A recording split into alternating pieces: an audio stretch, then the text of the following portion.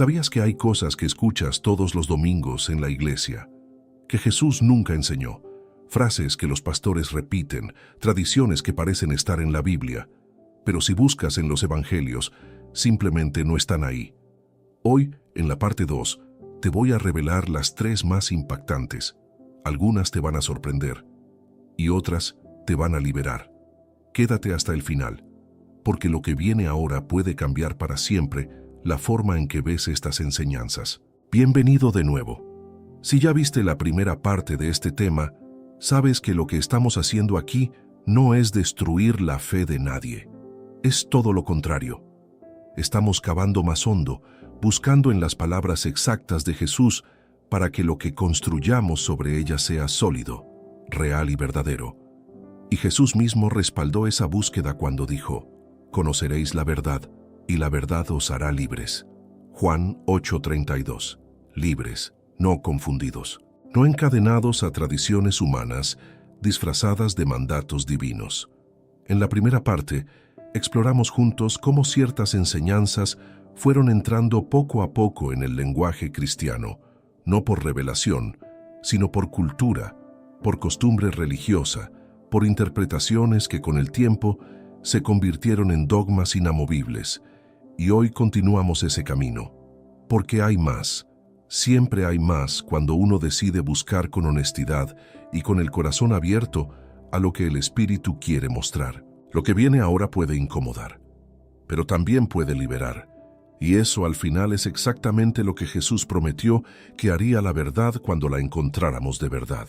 La primera cosa que Jesús nunca enseñó, pero que la Iglesia repite hasta hoy con una frecuencia que asombra, es que Dios te bendecirá en proporción directa a lo que tú le das económicamente. La prosperidad garantizada como resultado del diezmo o de la ofrenda. Seguramente lo has escuchado. Frases como «da para recibir de vuelta multiplicado» o «desafía a Dios con tu diezmo y verás la bendición» se repiten en miles de templos cada semana, con una seguridad que parecería que están citando palabras textuales de Cristo. Pero si abres los 4 evangelios y buscas esa promesa en labios de Jesús, no la encontrarás. No de esa forma. Lo que sí encontrarás es algo completamente diferente. Jesús miró a un joven rico a los ojos y le dijo: «Si quieres ser perfecto, anda, vende lo que tienes y dalo a los pobres y tendrás tesoro en el cielo. Y ven y sígueme». Mateo 19:21. No le prometió que recuperaría todo multiplicado. Le habló de soltar, no de invertir en lo terrenal esperando dividendos celestiales. La teología de la prosperidad, tal como se predica hoy, es una construcción del siglo XX. Tiene nombres, tiene fechas, tiene origen histórico. No nació en Palestina con Jesús. Nació en Estados Unidos con predicadores que mezclaron el evangelio con la mentalidad capitalista del éxito. Y fue tan poderosa, tan atractiva, que cruzó fronteras y llegó a nuestras comunidades hablándonos en nuestro idioma y usando nuestros dolores como palanca. Usó nuestra necesidad como anzuelo, y lo hizo con tanta habilidad que millones de creyentes sinceros jamás cuestionaron si esa promesa venía realmente de los labios de Cristo. Eso no significa que Dios no bendiga a su pueblo. Las Escrituras están llenas de promesas de provisión y de cuidado divino. Pero hay una diferencia enorme entre confiar en que Dios proveerá según sus propósitos soberanos y creer que el monto de tu ofrenda determina el tamaño de tu bendición. Jesús advirtió con una fuerza que no admite negociación: «No podéis servir a Dios y a las riquezas». Mateo 6:24. Esa tensión que él marcó, esa frontera que trazó con toda intención, muchas iglesias hoy la han borrado por completo. Y esto duele profundamente, porque hay personas que han dado hasta lo que no tienen, esperando la bendición prometida desde el altar. Y cuando esa bendición no llega en la forma que les dijeron, concluyen que es culpa de su fe, que creyeron poco, que dieron poco. Y cargaron esa culpa en silencio durante años, sin saber que la promesa que les hicieron no era de Jesús. Era de un sistema construido sobre sus necesidades. La segunda cosa que Jesús nunca enseñó, pero que se repite constantemente, es que aceptar a Cristo es suficiente para garantizar la salvación, sin importar cómo se viva después. La idea de que una oración, una vez, en un momento de emoción, es el sello definitivo e irrevocable del cielo. Que después de ese instante, lo que venga ya no afecta el destino eterno de ninguna manera. Jesús no habló así, jamás. Sus palabras fueron otras y fueron contundentes. No todo el que me dice, Señor, Señor, entrará en el reino de los cielos, sino el que hace la voluntad de mi Padre que está en los cielos. Mateo 7:21. Y más adelante, en la misma enseñanza, describió a personas que profetizaron en su nombre, que hicieron milagros en su nombre, y les dijo con una claridad que hiela, «Nunca os conocí, apartaos de mí». Mateo 7:23. Son palabras que estremecen, que no deberían suavizarse ni apresurarse a explicar con teorías que las vacíen de su peso real. Porque si las tomamos en serio, cambian todo. Cambian la manera en que entendemos la fe, la salvación, la vida cristiana. Ya no es un momento, es una dirección, es una entrega continua que se renueva cada mañana, en cada decisión pequeña, en cada momento en que elegimos entre el camino amplio y el camino angosto del que habló el mismo Señor. Y eso es precisamente lo que muchas personas no quieren escuchar, porque es más cómodo creer que ya está hecho, que ya no hay nada más que hacer, que el cielo está asegurado sin importar lo que venga. Pero Jesús nunca ofreció esa comodidad. Lo que ofreció fue algo mucho más profundo, una relación viva, activa, transformadora, una comunión que exige todo y que a la vez lo da todo. Jesús habló de permanecer, de producir fruto, de una fe que se demuestra en la vida cotidiana, en el amor genuino al prójimo, en la obediencia a la voz del Padre, en el arrepentimiento real y sostenido. No una emoción de un domingo lluvioso, una transformación profunda, un proceso que dura toda la vida. En Juan 15:4 dijo con ternura y con firmeza, «Permaneced en mí y yo en vosotros». Permanecer, no llegar una vez y ya, no firmar un contrato espiritual y olvidarse. Permanecer cada día, en cada decisión, en cada rincón de la vida. Si esto resuena en ti, si sientes que hay preguntas que nunca te respondieron del todo dentro de esas 4 paredes, suscríbete a este canal. Aquí no venimos a destruir tu fe, venimos a profundizarla, a sacudir lo que no tiene fundamento para que lo que es verdadero permanezca en pie. Y si quieres ir todavía más lejos, en el primer comentario fijado encontrarás el enlace a nuestro ebook «Cómo reconocer el engaño religioso antes de que destruya tu fe». Fue escrito para personas como tú, que buscan con el corazón y no se conforman con respuestas vacías. Hay una tercera cosa que Jesús nunca enseñó, pero que vive instalada en el corazón de millones de creyentes, como si fuera doctrina sagrada. Y es la idea de que el cristiano debe evitar toda confrontación, callar ante la injusticia, sonreír ante el abuso y llamar a eso humildad, que ser manso significa ser pasivo, que seguir a Cristo implica no incomodar a nadie, no levantar la voz, no señalar lo que está mal, que la paz que Jesús prometió es sinónimo de silencio perpetuo. Pero basta con leer los evangelios con atención honesta para descubrir que Jesús fue todo menos pasivo.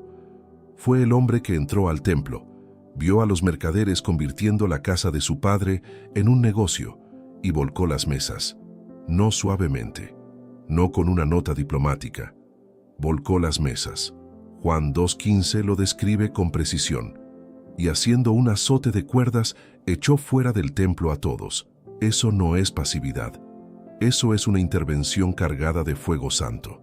Fue el mismo Jesús que llamó a los fariseos sepulcros blanqueados, a quienes llevaban cargas pesadas sobre los hombros ajenos sin mover un dedo para aliviarlas, que los confrontó en público, que dijo verdades que nadie en su época quería escuchar, sabiendo que le costarían la vida. No era un hombre que evitaba el conflicto por comodidad. Era un hombre que elegía sus batallas con sabiduría y que cuando hablaba, lo hacía con una autoridad que dejaba a todos sin respuesta. La mansedumbre que Jesús enseñó no es debilidad disfrazada de espiritualidad. No es una sonrisa forzada mientras por dentro algo se muere. es fuerza bajo control. Es poder que sabe cuándo hablar y cuándo callar, pero que no renuncia a ninguno de los dos. En Mateo 5:5 dijo: «Bienaventurados los mansos, porque ellos recibirán la tierra por heredad». Los mansos, no los cobardes, no los que callan por miedo, los que tienen suficiente fortaleza interior para no necesitar demostrar nada, pero que tampoco se doblan ante la mentira. Y sin embargo, esta distorsión ha causado un daño enorme dentro de las comunidades de fe. Ha silenciado a personas que sufrían abuso dentro de sus propias iglesias, porque les enseñaron que resistir era pecado y que obedecer sin preguntar era virtud. Ha paralizado a creyentes que vieron corrupción en el liderazgo y guardaron silencio porque les dijeron que tocar al ungido del Señor era una falta grave, un pecado sin perdón, una puerta abierta a la maldición. Ha convertido la fe en una jaula emocional donde el miedo se disfraza de reverencia, donde la duda se trata como traición y donde la sumisión ciega se confunde con devoción genuina. Jesús nunca pidió eso.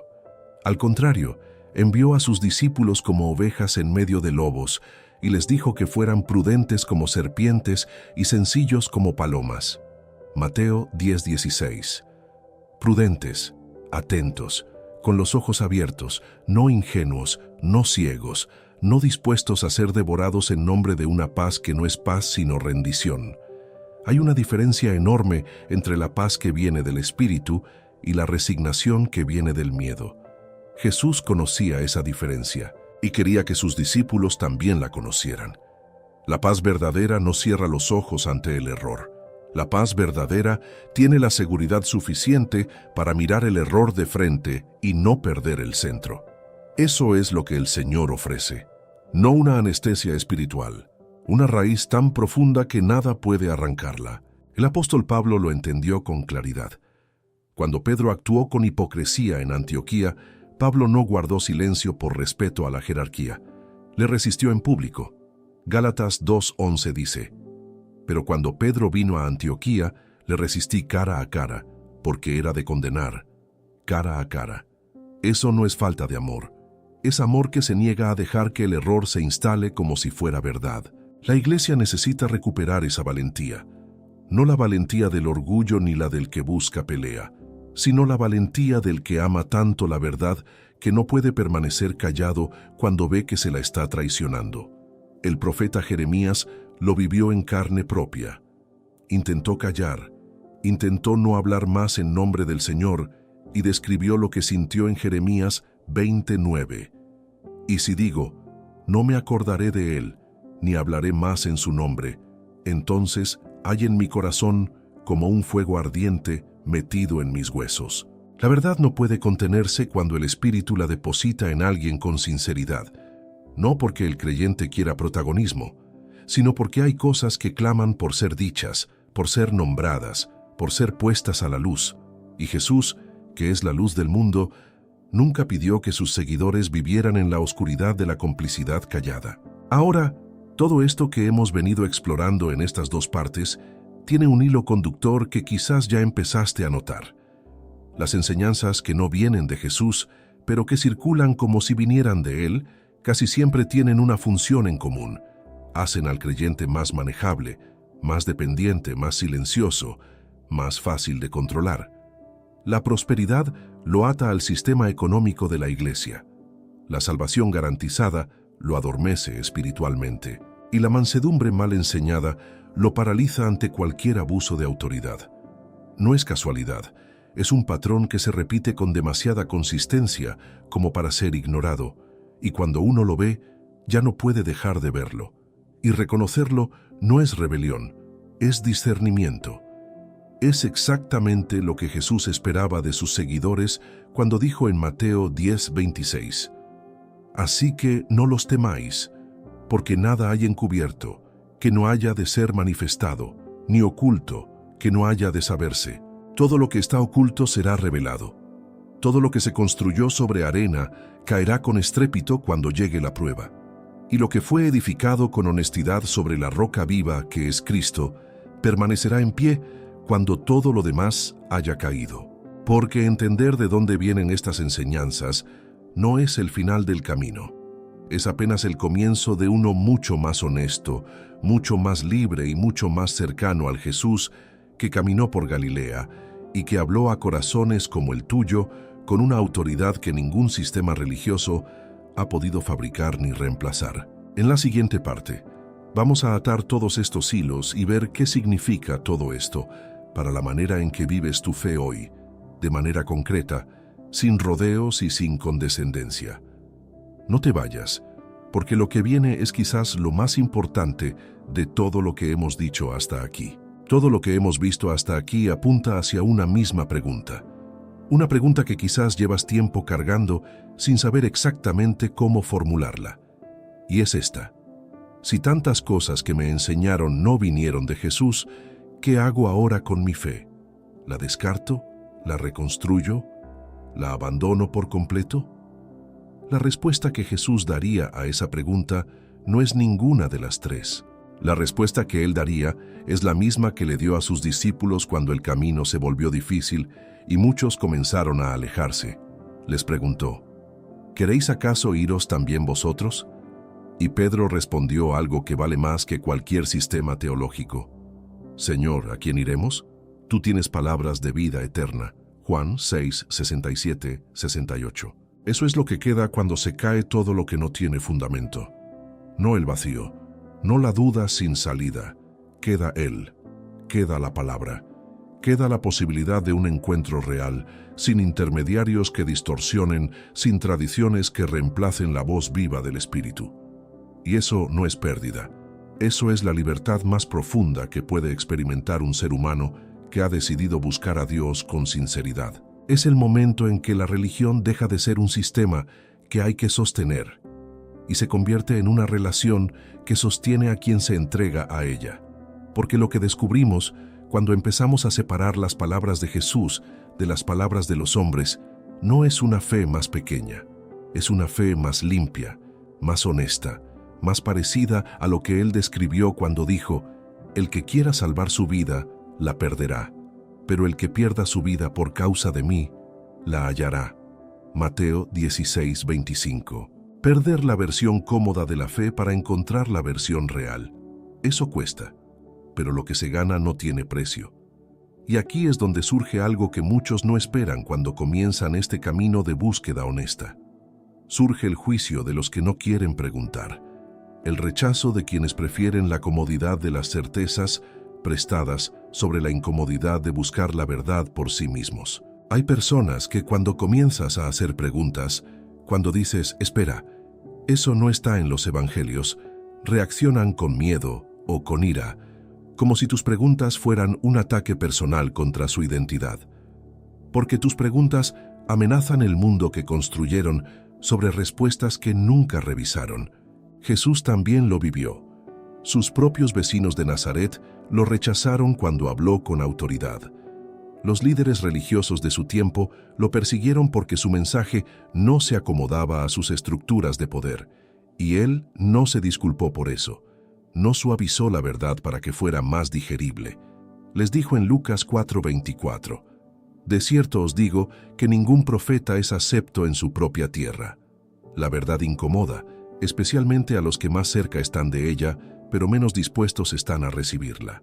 Por eso este camino no es para todos.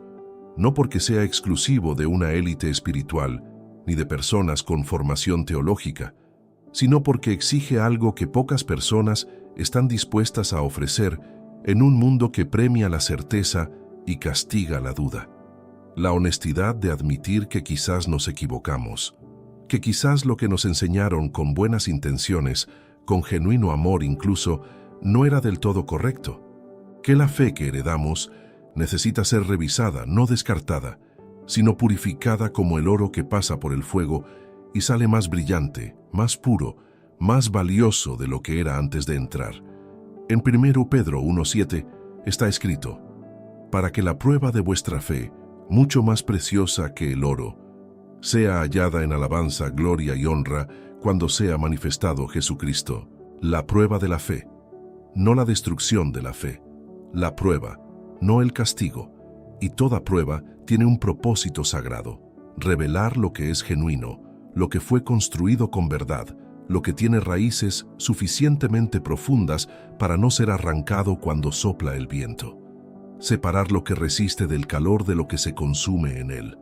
Las enseñanzas que no vienen de Jesús no resisten ese calor. Cuando las colocas frente a sus propias palabras, cuando las examinas con la misma honestidad con que él examinó a los escribas y fariseos, se disuelven, quedan sin respaldo.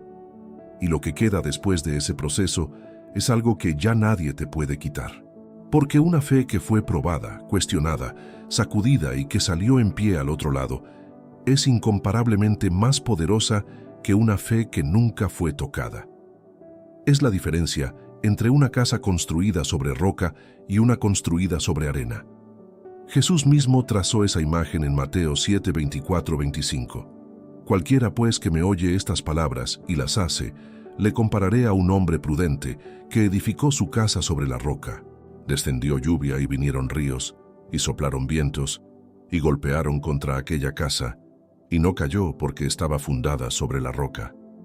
La roca no es una institución, no es una denominación, no es un pastor carismático, ni una tradición centenaria. La roca es la palabra de Jesús recibida, obedecida y vivida, y construir sobre esa roca es una decisión que cada persona tiene que tomar por sí misma, con valentía, con hambre de verdad y con la disposición de soltar todo lo que no tiene ese fundamento, aunque duela soltarlo. Este es el momento más importante de todo lo que hemos compartido hoy. Te invito a hacer una pausa, a reflexionar de manera personal, sin prisa, sin la presión de responder de inmediato, no como espectador de un video, sino como alguien que lleva en el corazón preguntas que merecen respuestas reales. ¿Sobre qué estás construyendo tu fe hoy? ¿Sobre las palabras de Jesús examinadas con honestidad? ¿O sobre tradiciones heredadas que nunca revisaste porque resultaba más cómodo no hacerlo? Nadie más puede responder eso por ti, pero la buena noticia es que el mismo Señor que dijo «conoceréis la verdad», también prometió en Santiago 1:5, «Si alguno de vosotros tiene falta de sabiduría, pídala a Dios, el cual da a todos abundantemente y sin reproche, y le será dada». Sin reproche.